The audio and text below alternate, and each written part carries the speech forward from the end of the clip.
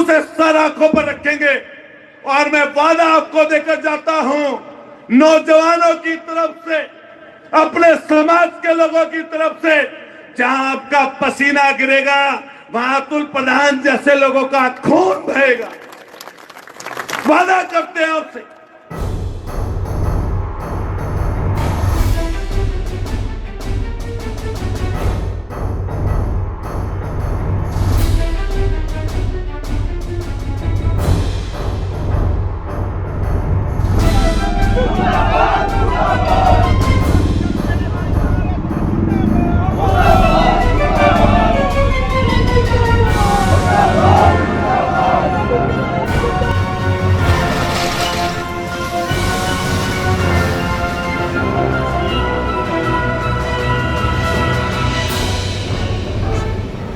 नमस्कार, मैं हूं राजेश और आप देख रहे हैं न्याय टीवी।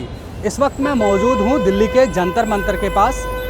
जैसा कि बृजभूषण शरण सिंह की गिरफ्तारी को लेकर लोग और पहलवान प्रोटेस्ट पर अभी भी लगे हुए हैं और ऐसे में जंतर मंतर पर कुछ लोग फिर से पहलवानों का सपोर्ट करने के लिए आए थे, लेकिन दिल्ली पुलिस ने उन्हें हटा दिया है। हमारे साथ मौजूद हैं कुछ महिलाएं, आइए सीधा इनसे बात करते हैं। क्या नाम है आपका? मेरा नाम ज्योति है। कहाँ से आई आप लोग? हम लोग दिल्ली यूनिवर्सिटी के स्टूडेंट हैं और CSW के सदस्य हैं, सेंटर फॉर स्ट्रगलिंग वुमेन, संघर्षशील महिला केंद्र के सदस्य हैं। और आज हम लोग बृजभूषण की गिरफ्तारी के लिए यहाँ पे पार्लियामेंट स्ट्रीट पे इकट्ठा हुए थे। 28 तारीख को भी हम लोग शामिल थे प्रदर्शन में, जहाँ पे ये दिखाई देता है सरकार की विडम्बना कि जो न्याय पसंद लोग हैं, जिनको अभी तक न्याय नहीं मिला है, रेसलर्स को न्याय नहीं मिला है, वो न्याय के लिए लगातार कितने दिनों से प्रदर्शन पर बैठे हुए हैं और उल्टा उन्हीं को मतलब दोषी ठहरा दिया गया, उन्हीं के ऊपर FIR कर दी गई है।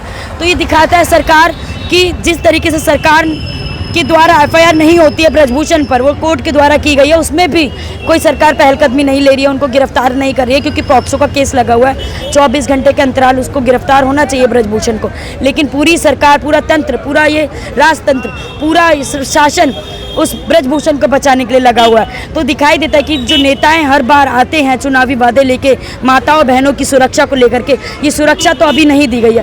पूरी तरीके से हमारे महिला साथियों के साथ घसीटा गया है, मारा पीटा गया है, उनको डिटेन किया के रखा है। 8-8 बजे तक, 9-9 बजे तक थाने में रखा हुआ है। दिल्ली के किसी कोने पर पता नहीं है किस थाने में ले जाया गया। रात की 11 बजे तक, 11:30 बजे तक महिलाएं घर पहुंची है। तो उस बीच में क्या गारंटी है दोबारा से उनके साथ हैरेसमेंट या छेड़छाड़ जैसी घटनाएं ना हो जाए। तो ये सरकार खुद इस तरीके की वारदातों को पैदा करती है कि इस तरीके की चीज़ों को लगातार कोई रोक करने के लिए सरकार नहीं आ रही है। ये जनता वासियों को भी समझना पड़ेगा कि महिलाएं जब भी सड़कों पर उतरी, इतिहास में करवटें बदली है, संघर्ष करके ही इतने कानून बने हैं, इतने नियम कानून फॉलो होते हैं, लेकिन वो अभी भी हकीकत ये है कि बनने के बावजूद ज़मीनी स्तर पे लागू नहीं हो रहे हैं। इस चीज़ को करवाने के लिए हम लोगों को संघर्ष करते रहना पड़ेगा। हम तब तक न्याय करेंगे जब तक हर महिला को न्याय नहीं मिल जाता। ये तो रेसलर्स है जो शरीर से भी मजबूत हैं, जो विदेश में जाके नाम रोशन करिए, भारत में गोल्ड लाई हैं, जो पूरा नाम रोशन करिए, और बाकी महिलाएं जो बस्तियों में रहती है, गलियों में रहती हैं, जिनकी फैक्ट्रियों में काम करने वाले जगह पर उनके साथ छेड़छाड़ होती है, गांव में खेत में जो महिला मजदूर होती है, खेतियन मजदूर होती है, उनके साथ जो ठेकेदारों के द्वारा, जमींदारों के द्वारा जो शोषण होता है, वो कहाँ जा करके बोलेंगी, वो किससे न्याय की गुजारिश करेंगी, वो कितना समय ऐसे संघर्ष में लगाएंगी। ये सवाल बनता है हम सभी लोगों के बीच में कि इस सवाल का जवाब ढूंढने के लिए किन लोगों को आना पड़ेगा, किन लोगों को अपना समर्थन देने के लिए इकट्ठा होना पड़ेगा, बार बार संघर्ष करना पड़ेगा।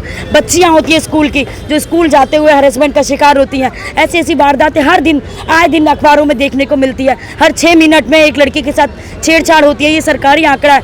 हर 15 मिनट में एक लड़की के साथ रेप होता है, ये पूरा भारत का आंकड़ा है। ये आंकड़ों के परे जो आंकड़े हैं, जो दर्ज तक नहीं होते, उन आंकड़ों की बात कौन करेगा, जो किसी थाने तक नहीं पहुंचते, जो FIR तक दर्ज नहीं होती है, जिनके बारे में कोई समझ नहीं पाता है, जिनके बारे में हकीकत में महिलाएं दब के सहन कर जाती, क्योंकि ये सोच के कि आगे उनको न्याय मिलेगा कि नहीं मिलेगा। उनको FIR दर्ज करने में इतनी दिक्कतें महसूस करनी पड़ती है। गाँव देहातों के इलाकों की बात करें, वहाँ पर अगर कुछ हो भी जाता है, पहले तो बड़ी मुश्किल से महिलाएं हिम्मत करके पहुँचती है थाने में, और बार बार उनके साथ मानसिक रूप से बलात्कार होता है, शारीरिक रूप से बलात्कार होता है। इस तरीके के समाज को पैदा करने के लिए सीधा आज की मौजूदा सरकार है, क्योंकि वो न्याय के लिए ऐसा माहौल डेवलप ही नहीं कर रही है। वो इस तरीके की पुलिस व्यवस्था, इतनी पुलिस फोर्स लगा देती है न्याय पसंद लोगों के संघर्ष को रोकने के लिए, उस आंदोलन को दबाने के लिए। इतनी पुलिस अगर हमारी सेफ्टी के लिए लग जाए, फीमेल की सेफ्टी के लिए लग जाए, तो शायद इतने कानून में इतने आंकड़े जो आए दिन बढ़ रहे हैं, जो खौफनाक आंकड़े हैं, जिसमें उत्तर प्रदेश सबसे नंबर 1 पे है, इस तरीके के आंकड़ों पे गिरावट होगी, महिला सुरक्षित महसूस करेंगी। लेकिन बीजेपी सरकार को इस तरीके की बातों से कोई मतलब नहीं पड़ता है। नेता जो होते हैं वो चुनावी वादे करते हैं, बारिश में मेंढक नजर आते हैं, ऐसे नेता नजर आते हैं। तो हम लोगों को सोचना पड़ेगा, 2024 का चुनाव है, हमें किसे चुनना है हमें समझना पड़ेगा।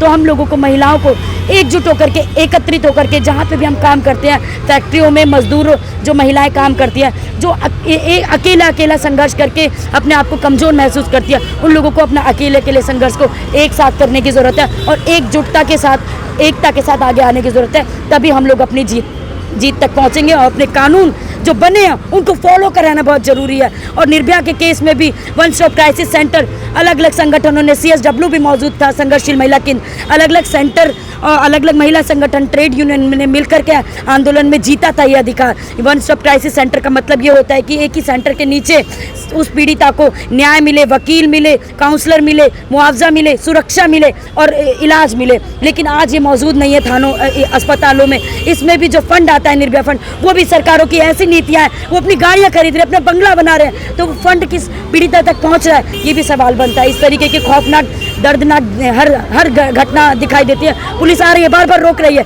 तो ये रोकना भी महिलाओं के लिए दिक्कत भरी बात है। हम गलियों से निकले, कहीं जाए, खौफ नहीं बात है। हम तो वो है संघर्षरत महिलाएं हैं, हम उतना बोल पा रहे हैं। बाकी जो महिलाएं नहीं बोल पा रही हैं, गलियों से आ रही हैं, बस्तियों से आ रही हैं, इलाकों से आ रही है, गाँव देहातों से आ रही हैं, जो पढ़ी लिखी नहीं है, जो बस्तियों में कहीं सफाई का काम कर रही है, फैक्ट्रियों में कहीं काम कर रही हैं, यूनिवर्सिटी में जो गार्ड होती है, महिला कर्मचारी होती है जो सफाई का काम कर रही है, उनकी बात कौन करेगा, उनके न्याय की बात कौन करेगा। तो हम लोग यहाँ पे एक ही मंच में उन महिलाओं को लाने की कोशिश कर रहे हैं। हर महिला को न्याय की जरूरत है और ये सरकार जिस तरीके से इस मामलों को हल्का लेकर के ब्रजभूषण को सपोर्ट कर रही है, ये ज़्यादा दिन तक नहीं चलने वाला है। हम संघर्ष करेंगे, इतनी बड़ी संख्या में आएंगे। अभी चुनौती देते हैं, 5 दिन के अंदर अगर कुछ नहीं किया तो हम बहुत बड़ा ऐलान करके हम लोग वो करेंगे जो पुलिस को या इस प्रशासन को पता ना हो।